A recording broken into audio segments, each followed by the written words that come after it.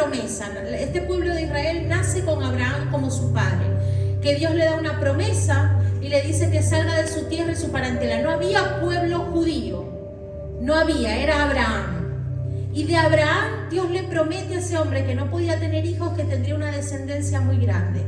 Y pasan siglos, para achicar la historia, y este pueblo, a través de José, ¿se acuerdan de José? Llega a Egipto. Y ahí están por un tiempo bien, hasta que van cambiando los faraones y que ese pueblo queda esclavo. Pasan por muchos sufrimientos, calamidades, esclavitud, dolor, trabajo forzado. Y Dios escucha su clamor. Ese pueblo comienza a orar y a clamar en la intimidad de sus viviendas porque Dios hiciera algo con ellos, que los rescatara de esa condición. Dios escucha su clamor y envía a Moisés para liberarlo. Nos encontramos con un pueblo que para esa liberación vio 10 plagas ocurrir y un milagro sobrenatural día tras día sobre sus vidas, y salen de Egipto con todos los tesoros de Egipto, y como si fuese poco, el mar se abre en dos y ellos logran cruzar en seco, y además el mar se cierra sobre sus enemigos y comienzan un camino en fe hacia una tierra prometida, una tierra que el Señor les dijo que los llevaría donde fluía leche y miel. Pero este pueblo comienza a mirar atrás, comienza a mirar lo que tenía por delante y a quejarse de su condición. Estaban en medio del desierto. Se dice que el camino real, desde que ellos parten de Israel hasta donde tenían que llegar a la tierra prometida, era de 40 días. Pero este pueblo pasó 40 años. ¿Por qué pasó 40 años? Y el desierto de Israel tipifica en nuestras vidas todos nuestros desiertos y procesos. Cada vez que un pastor o un predicador va a hablar de procesos, se recuerda del desierto de Israel. Y muchas veces cuando nosotros estudiamos números, vemos todo el proceso en Deuteronomio, vemos todo el proceso que atravesó este pueblo y cómo ellos actuaban. No sé si a ustedes les pasó, si lo han leído, uno dice, ay, qué pueblo tan terco. Ay, otra vez, ay, no, si yo hubiera estado ahí no hubiera hecho eso. Y resulta que cada una de las acciones del pueblo en medio del desierto nos reflejan a nosotros en situaciones con Dios. Pero quiero llevarte específicamente, y vamos a leer en la palabra, Números 11:5. Y mira cómo hablaba el pueblo de Israel en medio del desierto, cuando recibían un maná, que era un milagro. El alimento caía del cielo para que ellos lo recibieran cada día y tuvieran sustento. Y aún así ellos decían, nos acordamos del pescado que comíamos de balde en Egipto, de los pepinos, los melones, los puerros, las cebollas y los ajos. Y ahora nuestra alma se seca, pues nada sino este maná vemos por delante. Ellos estaban aferrados a su pasado, presumiendo de su Egipto. Y esa palabra presumiendo puede ser fanfarroneando, puede ser enalteciendo, puede ser engrandando su condición de pasado. ¿Y cuántas veces no nos hemos encontrado nosotros en esa situación? Y no quiero avanzar porque hay mucho para decir ahí, puedo ir hasta el final del mensaje con simplemente este versículo, pero quiero llevarlos y guiarlos en esta mañana, que ustedes puedan entender la condición en la que estaba el pueblo de Israel en ese momento, lo que ellos estaban viviendo, lo que estaban proclamando por su boca y lo que Dios estaba haciendo en ellos, pero que lo veamos a través de la humildad y que aprendamos hoy un poquito acerca de la humildad. En Éxodo 16:3, mira cómo ellos seguían diciendo. Este es otro libro. Y el pueblo de Israel seguía diciendo, ¿cómo quisiéramos que el Señor nos hubiera quitado la vida en Egipto, allá donde nos sentábamos en torno a las ollas de carne y comíamos pan hasta saciarnos? Ustedes nos han traído a este desierto para matar de hambre a toda la comunidad. Eso le decía el pueblo a Moisés y a los líderes que estaban allí.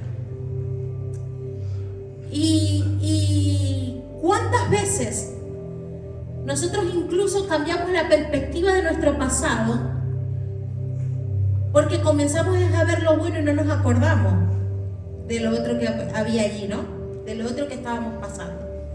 Pero dejemos la historia de los israelitas por un momento ahí, sabiendo que ellos tenían la bendición de Dios, que habían visto miles de milagros una y otra vez ocurriendo, que habían visto cosas que ninguno de nosotros vio en el plano físico, que Dios les dio una promesa, que vieron tangible el poder de Dios obrando, pero que ahora estaban cansados de su condición. Dice la palabra que Dios escuchó eso que ellos dijeron. Y que cuando Dios los escuchó, dijo una y otra vez, en muchas oportunidades, ¿hasta cuándo con ellos? Muchas veces pensó en ahí mismo que perecieran todos.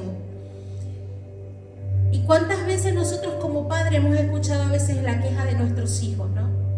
Y el reclamo muchas veces de cosas, y nos duele en el corazón? Imagínense el Señor, que había escuchado el clamor de ese pueblo y que ahora ese pueblo les recriminaba su condición. ¿Qué tan ciego podía estar que no podía ver el pueblo lo que Dios estaba haciendo en medio de ese desierto? Y así muchas veces nos encontramos nosotros. Pero mira Mateo 5:5. Vamos a entrar en el tema de la humildad y después volvemos a Israel. Dice: bienaventurados los mansos, porque ellos recibirán la tierra por heredad. Bienaventurados los mansos. Y esa palabra mansos, yo le pedí a los chicos que pusieran ahí praus. La traducción, manso, uno no la usa mucho. En nuestra cultura no usamos mucho la palabra manso. Menos que digamos el perrito es manso. Oh, qué manso, dice uno allá cuando alguien es muy... Tan manso el león, ¿no? En Maracaibo decía. Pero también se traduce a humildad. Cuando supe que la traducción también era humildad, busqué en otras versiones y en Dios hablado y dice este versículo, Mateo 5:5: afortunados los que son humildes, porque la tierra que Dios prometió será de ellos. O sea, afortunados los humildes, estás en las bienaventuranzas. ¿Se acuerdan cuando Jesús empieza, bienaventurados, bienaventurados? Bueno, bienaventurados es afortunado, afortunados los humildes, porque la tierra será de ellos. Y ahora te pregunto, a ver quién sabe, ¿quiénes entraron a la tierra prometida? ¿Entró el pueblo que salió de Egipto? La descendencia. ¿Por qué no entraron? Por la desobediencia. No. Y la esencia de lo que estamos hablando, ¿por qué no entraron? No eran humildes. Y cuando nosotros presumimos de nuestras glorias pasadas, estamos perdiendo la humildad. De entender que todo lo que tenemos no es nuestro, sino que Dios nos los ha dado y que Él nos coloca en la condición en la que estamos. Tenemos que entender que la condición en la que tú y yo estamos hoy, nos guste o no nos guste, es en la que Dios nos tiene hoy. Agradecerla.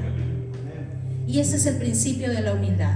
Poder entender que todo lo bueno, que todo lo maravilloso, que todo lo grande que nos sucede es de Él, que todo lo fuerte, que todo lo difícil, que todo proceso doloroso, también Él lo ha permitido.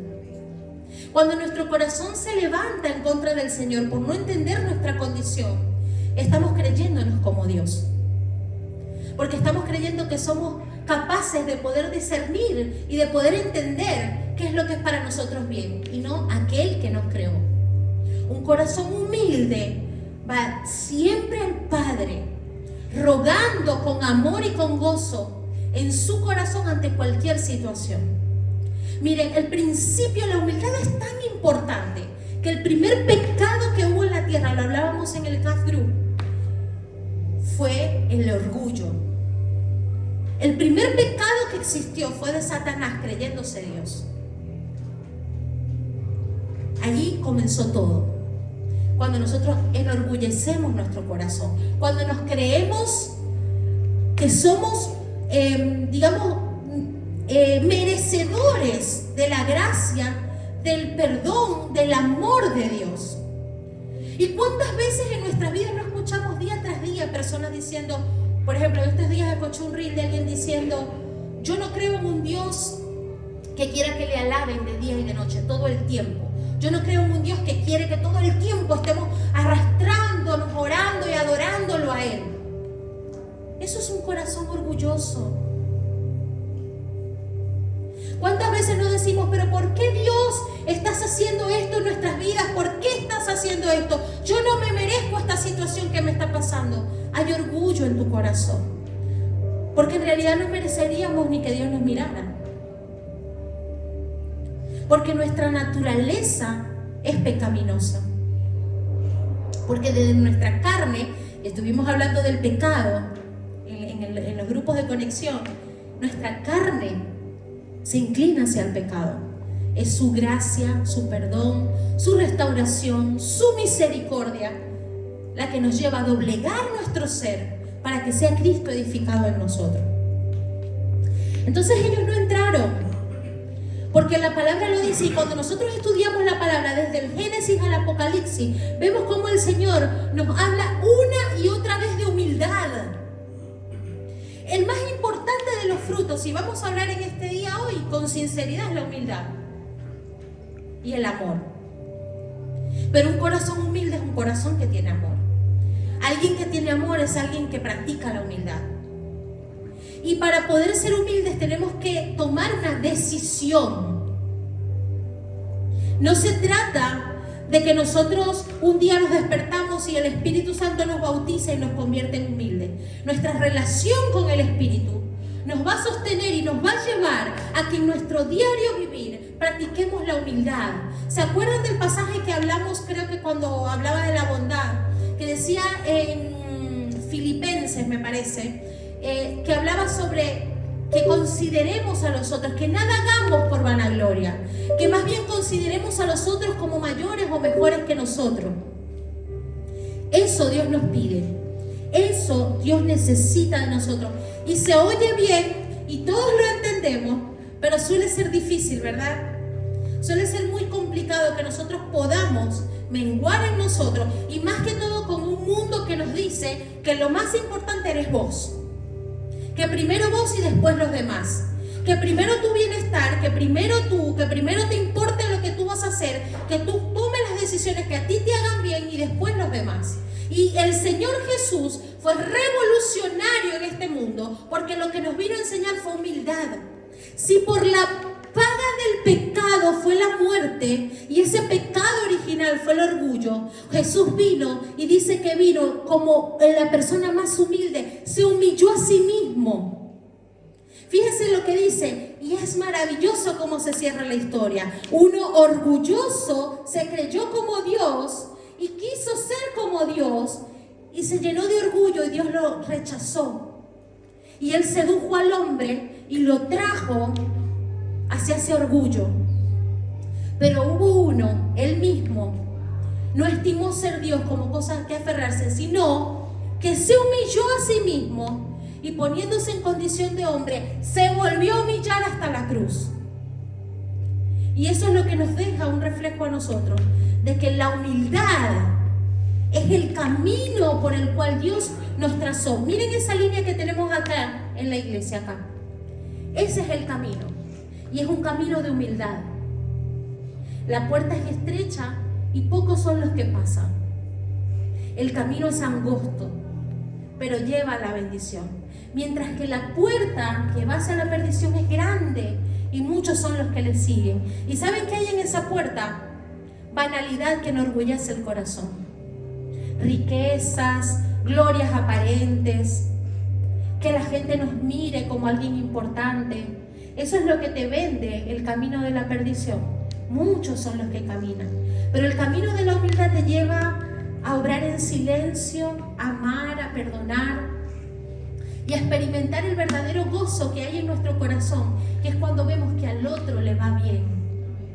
¿Cuántos se gozan de que a otros les vaya bien? Amén. Hermano, yo te invito a que hoy vos de acá salgas y hagas una lista en tu corazón de tus amigos, de tus hermanos, de tus compañeros de la iglesia, de tus hermanos en Cristo, de tus pastores, de tus líderes, y comiences a dar gracias por lo que le va bien a ese otro. Que tu corazón comience a practicar este bien que nos hace en el corazón, que es poder ser humilde. Mira Proverbios 16, vamos a leer 18 y 19. Proverbios 16 dice: antes del quebrantamiento es la soberbia, antes de la caída, la altivez del espíritu. O sea, antes de que tú te caigas en tu vida, que caigas en un pozo, que pierdas lo que tienes, antes de eso hubo soberbia, hubo altivez. Antes de que quebrantes tu corazón, dice la palabra, había soberbia. Qué increíble ver cómo Dios nos habla en esta mañana acerca de la condición en la que debemos tener nuestro corazón. Miren que ahí podemos hacer un paseo por la palabra y vamos a ver cómo Dios obraba trayendo humildad a los corazones. El rey Nabucodonosor, uno de los reyes más importantes que está en la palabra, en el tiempo en que Israel fue cautivado y llevado a Babilonia, tenía todo el poder, era un gran imperio. Y Dios le dice: te voy a humillar. Y queda 7 años atado a un palo como un perro, sin saber quién era. La persona más importante del mundo en ese momento perdió todo, hasta su conciencia. El hijo pródigo, orgullecido y enaltecido en su corazón, le dijo al padre: dame todo lo que me pertenece, que yo sé qué voy a hacer con eso. Yo soy mejor, sé administrar mejor que tú lo que a mí me corresponde. ¿Y cómo volvió?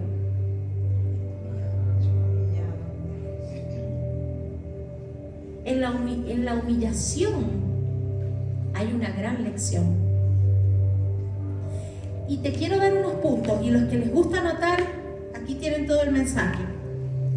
Hermosos. No usé ChatGPT para el mensaje. Estaba tentada, hermano, pero decía: no puedo sola. El 1. Mira lo que Dios quiere decirte en esta mañana.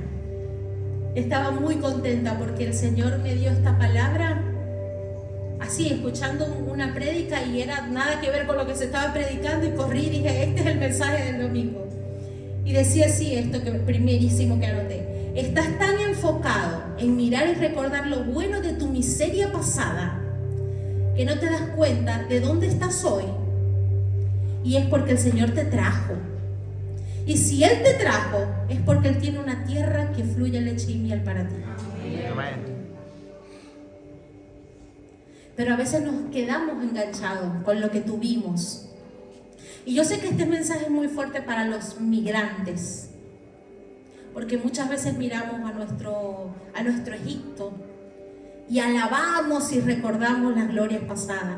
No nos acordamos a veces, como que hacemos una amnesia requerida, ¿no?, en nuestra mente para sacar todas las cosas que eran malas, y entonces enaltecemos las que teníamos.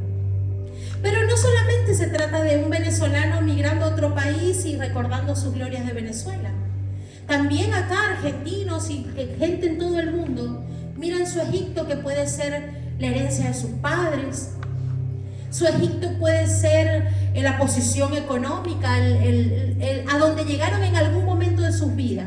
¿Se conocen alguna persona que en el pasado tuvo mucha plata y siempre está recordando los viajes que hizo, la casa que tenía, el auto que tenía?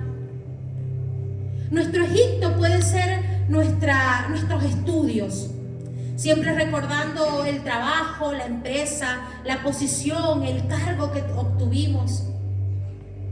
Y ese nivel de orgullo, de nostalgia, no nos hace ver hasta dónde Dios nos está llevando. Y así estaba el pueblo de Israel, sin poder apreciar la bendición que tenía delante de sus ojos, donde había una nube de fuego en la noche que les daba calor, y donde había una nube, de sombra que los cubría en el día, donde llovía alimento, y donde el Señor les invitaba y les enseñaba cómo caminar para prepararse para la tierra prometida. El desierto es la preparación para llegar a donde Dios te quiere llevar. Así que no hables mal de tu desierto, porque en tu desierto perecerás si no puedes ver lo que Dios está haciendo en medio de esa situación.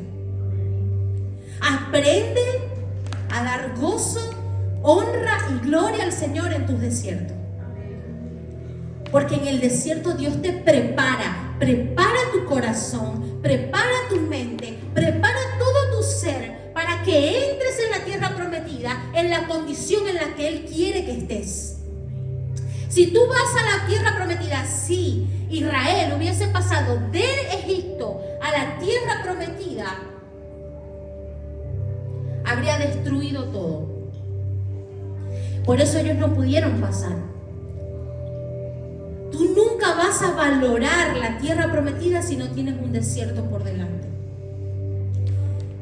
Y yo decía con mucha tristeza en mi corazón que a veces oro por Venezuela y digo, Señor, ¿qué más nos puede pasar? ¿Hasta cuándo? Y el Señor me dice, todavía, aún más. Falta humildad.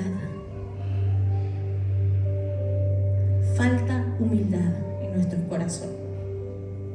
Y cuando decimos no merecíamos lo que nos pasó, Dios me dice, falta humildad. Mira el punto 2.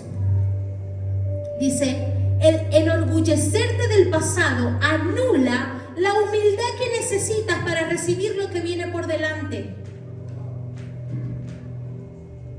El orgullo que sientes por las cosas que lograste en el pasado y que Dios hoy te quitó, está anulando que puedas ver con esperanza lo que Dios tiene por delante. ¿Cuántos quieren recibir las promesas del Señor? ¿A cuántos Dios le ha dado palabra de cosas hermosas que vienen por delante? Deja de pensar en lo que estaba atrás. Deja de poner altares en lugares donde ya Dios te sacó. Las relaciones que se acabaron, deja de enaltecerlas y recordarlas como que si fueran tu mejor momento. Hay cosas mejores que tiene Dios para tu vida. Pero deja de enorgullecerte de las glorias pasadas, porque ya pasaron. Porque no fueron tuyas, Dios las permitió en su momento. Pero hay cosas mejores que vienen por delante. Y estás anulando con tu orgullo lo que el Señor quiere hacer con vos en los días que vienen. Punto 3. La dureza de tus procesos viene del tamaño de tu orgullo y ego. Y el Señor debe romper todo eso para llegar a un corazón de carne que es humilde. Mira, imagínense un corazón, tal corazón, ¿verdad? Piedra y piedra y piedra encima de ese corazón. Y vemos acá una piedra negra, dura. Y Dios comienza a golpear esa piedra. Y comienza a golpear esa piedra y comienzan a caer pedazos de esa piedra hasta que llega un corazón que comienza a latir, que es de carne. Ese corazón que Dios dice que Él nos dará, un nuevo corazón, es un corazón humilde.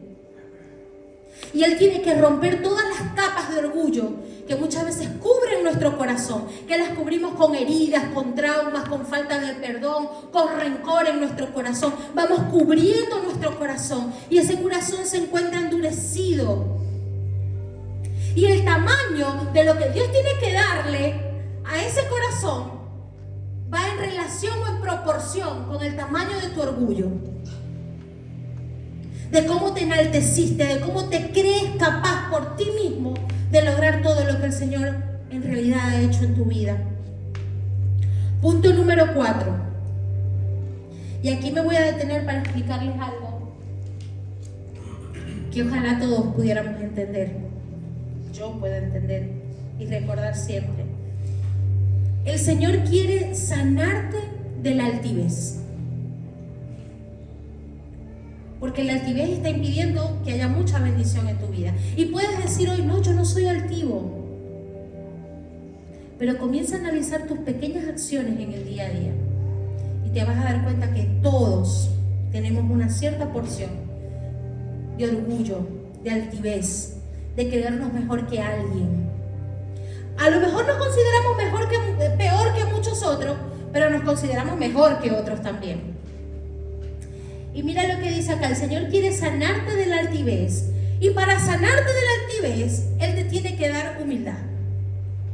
Y en este mes de agosto, el Señor nos está hablando de humildad. Está reclamando de nosotros humildad. ¿Y saben cómo Dios te da humildad? ¿Cómo Dios nos da humildad? ¿Cómo? Por lo contrario, Tengamos que ser humildes. ¿Cómo Dios nos da humildad? ¿Cómo? A través de la humillación. ¿Algunos de ustedes han sido humillados por el Señor? Yo he sido humillada por el Señor. Mira lo que dice 1 de Pedro 5:6. Humillaos, pues, bajo la poderosa mano de Dios, porque Él os exalta cuando fuere tiempo. O te humillas por las buenas, o te humillas por las malas. Jesús decidió humillarse por las malas, por las buenas. Miren que yo me imagino, ¿no? Estaba escuchando un pastor que hacía como mucho de Chosen, ¿no? Entonces estaba agarrando de la serie cosas y hablando de Jesús, cómo era Jesús. Y decía que cuando Jesús hacía algo, vieron que Jesús tuvo ira en sus momentos, ¿no? ¡Ay! Y se ponía bravo y le decía. Y aquí, a ver, ¿quién irritaba más a Jesús? No de los 12, pero ¿qué era lo que les hacía que Jesús tuviera ira? que no lo entendieron. Los orgullosos, los fariseos. O sea, Dios podía perdonar o ser misericordioso. Jesús podía ser misericordioso con una persona con adicciones, con una persona con problemas mentales, con una persona avara, con una persona que robaba, con una prostituta, pero no soportaba al altivo. A los que estaban enorgullecidos en sus conocimientos, a los que se creían como Dios. Pero se me fue porque me fui por ese lado y no era lo que iba a decir, sino que yo me imagino que en las acciones de Jesús como hombre, porque fue Dios pero era hombre, tenía las mismas tentaciones, las mismas situaciones tuyas y mías, que Dios en un momento decía, bueno, ahora viene el desierto de Jesús, y lo llamaba para humillarlo, y Jesús decía, ya va Señor, voy a lavarle los pies a los discípulos. Me cantan, ¿no?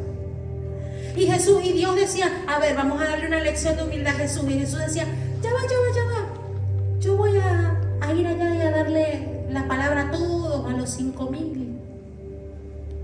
Yo voy a ir al templo y que me intenten apedrear. Yo me humillo solito, Dios. Yo me humillo solito. Y esa debe ser nuestra condición.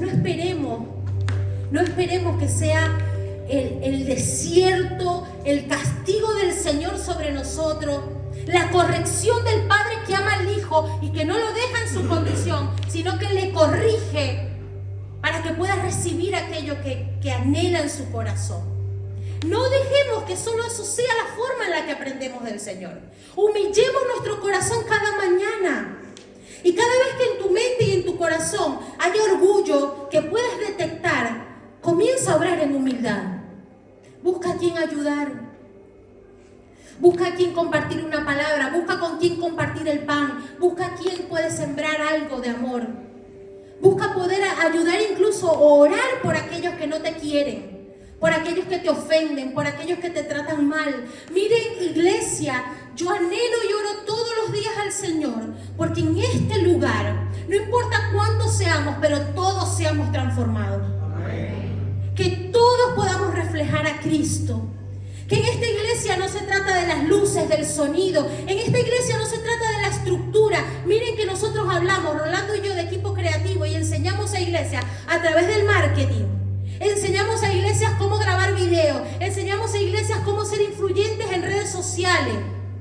Nosotros le enseñamos a pastores y a líderes cómo ganar más personas dentro de una congregación. Pero eso no es la congregación. La iglesia es amor, es perdón, es restauración, es sanidad, es milagros. La iglesia es Jesús y eso es lo que predicamos. Jesús es lo que vivimos. Amén. Y cuando Él golpea nuestro corazón una y otra vez y somos transformados y somos nueva criatura en Él día con día, verdaderamente vivimos la iglesia. Lo demás son adornos, son herramientas, son estructuras. No vamos a hablar mal de ello. Son necesarios, pero no son el fundamento de la iglesia. El fundamento de la iglesia es que en este altar, cuando los músicos están acá, haya adoración genuina, hayan corazones encendidos adorando. Que cuando predicamos la palabra tengamos temor en el corazón de predicar una palabra y un evangelio de verdad y de justicia. Que ustedes no se acostumbren a creer que Dios les va a dar solamente lo que ustedes piden en su corazón. Que sus oraciones no se traten nada más, Señor, dame, dame, dame, sino que vivamos un cristianismo como el de los discípulos, que tomaron su cruz día a día, que menguaron en su ser y que aprendieron que seguir a Cristo es morir en nosotros para que Él sea edificado en nosotros.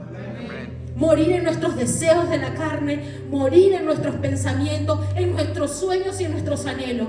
No te encargues, iglesia, de las añadiduras, porque Dios promete riqueza, promete bendición, Dios promete cosas hermosas, pero de eso no se trata seguir a Cristo. De eso no se trata seguir al Señor. No te enfoques en lo que te falta en tus oraciones. Enfócate en lo que Dios quiere hacer con vos, en cómo quiere transformarte, en qué te quiere usar, para qué naciste. En la familia que está perdida, en los amigos que están perdidos, en la gente que tiene dolor y angustia, en los que no lo conocen, en los que odian. ¿Qué podemos hacer nosotros para hacer luz en el mundo y sal en la tierra? Seamos humildes, porque cuando seamos humildes, el mundo va a ver a Cristo. Amén. Y vos y yo tenemos la oportunidad de mostrar a Jesús con la misericordia y con amor. Ponte de pie en este día y vamos a orar.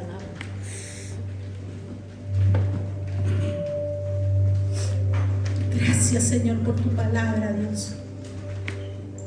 Gracias, Señor. Y yo quiero que en esta mañana tu oración sea distinta y tengamos unos minutos que puedas ahí abrir tu corazón, sincerarte delante de Dios y que puedas tú mismo